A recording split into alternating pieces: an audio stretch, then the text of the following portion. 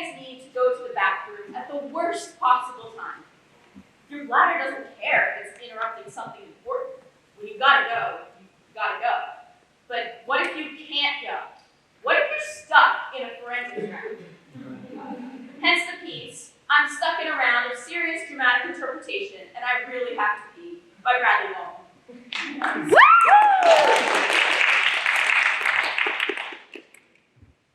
A teenage girl dressed in a black suit stands in front of the room. Her long red hair is pulled back in a conservative braid. She speaks eloquently about losing her little brother in a car crash and never realizing how much she loved him until it was too late. I am sitting in a round of serious dramatic interpretation at the state forensics tournament. The girl speaking is the first contestant in the room. I will be the final contestant. As I listen to her, I become aware of two things. Although she is performing a work of fiction, I am genuinely moved. Also, there is a faint pressure in my bladder, and this concerns me because I will be stuck here for an hour. It is possible that the 3 16-ounce diet sodas I drank at lunch may have been a mistake. The speaker concludes her performance and takes her seat. I applaud politely, as do the other contestants. There is a bottle of water on my desk. I decide that it is probably best if I think about liquid as little as possible, so I set it down on the floor beside me, out of sight. An older teen in a white shirt and blue tie now moves to the front of the room. His piece opens with rainfall as a metaphor for the lost innocence of his character's childhood. I hope that this metaphor will not be repeated because I do not want to think about rain. The mental image of falling water is something I should avoid if I am to make it through the hour. Unfortunately, I am a captive audience. The rain metaphor pops up again in the performance, and again. I begin to count, hoping that the act of counting will take my mind off the image itself. This backfires as each rising number seems to psychologically increase the sensation in the lower portion of my body, and the metaphor occurs a staggering 12 times. This is both surprising and impressive, given that the script is less than 10 minutes long, and most of the action takes place in the desert.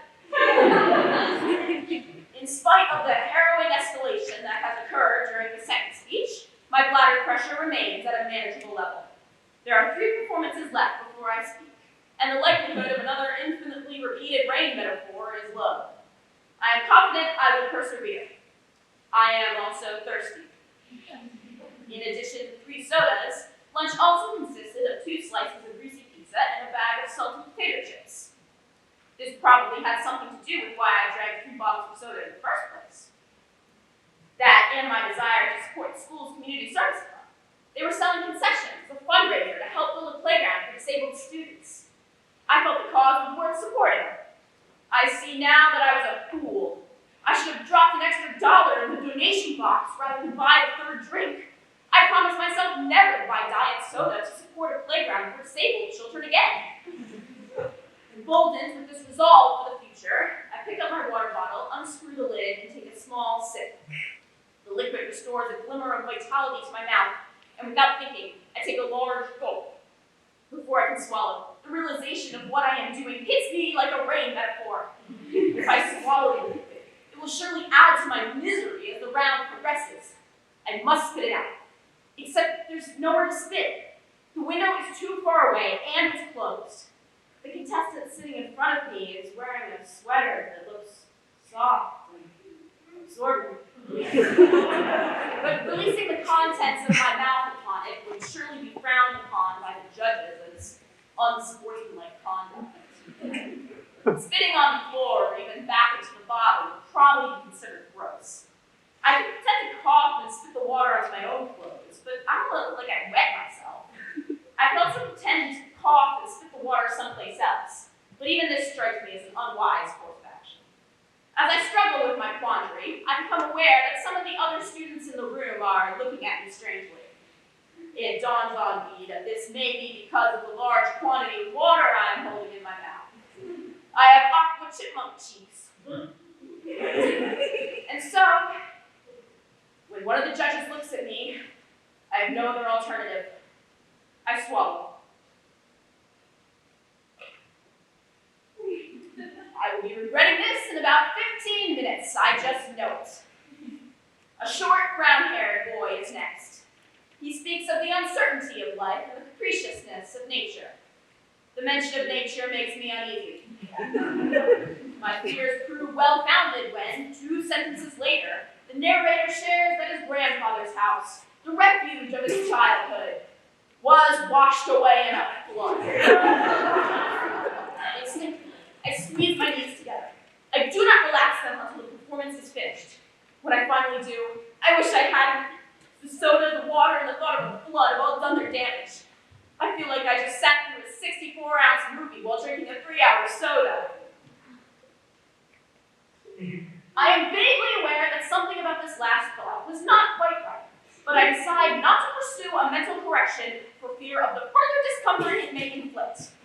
My entire body clenches as I brace myself for the next contestant. Like the first speaker, his piece is about the death of a younger sibling. It does not lead off with a rain metaphor or flood, and I am thankful for this blessing. We are nearly a full 4 minutes into the performance before it is revealed that the sister in the script died in a boating accident. The narrator describes in vivid detail the ocean filling the hull of the boat. My bladder gives an empathetic shudder, or perhaps it's the vibration coming from my knees knocking together. It's hard to be sure. The final performance before mine has nothing to do with water. At least, I don't think it does. I'm preoccupied, suppressing the high-pitched whining noise trying to claw its way up the back of my throat. But whatever the piece is about, it is so sad that everyone else is crying, except for, of course, the speaker, who would be disqualified if he cried during his own performance. I look at the glistening droplets of water throughout the room, and I want to cry, too. The fifth speaker concludes and sits. The room is silent for a moment. Then one of the judges calls my name. I stand. The liquid in my bladder shifts. I sit down. The student sitting near me gives me a funny look. I wish I could punch him. He has a happy bladder, and I do not. I want him to feel my misery. I want everyone in this room to feel my misery. And then it dawns on me. There's no better place for sharing misery than in a round of serious dramatic interpretation. I shall pour my anguish into my performance. I will make my competition wish they had to pee as badly as I do. By the time I am done, there shall be a new, unwritten rule of forensics. Always drink 3 diet sodas before your round. This will be my legacy. I stand again, determined to channel my misery. I take 1 step, then another. They are small steps. It occurs to me that I may be waddling, so I attempt a larger step. Unfortunately, my legs begin to shake and I nearly lose my balance. Small steps it shall be. Finally, I make my way to the front. Everyone is giving me a slightly perplexed look. I realize that I am hunched over. I attempt to stand up straight, but the muscles in the center of my body are clenched too tightly. Good posture is not an option. I must give the performance of my life in order to make this work. And so, I remind myself once more to champion my misery, and I begin to speak. The night is cold. The boy that was once my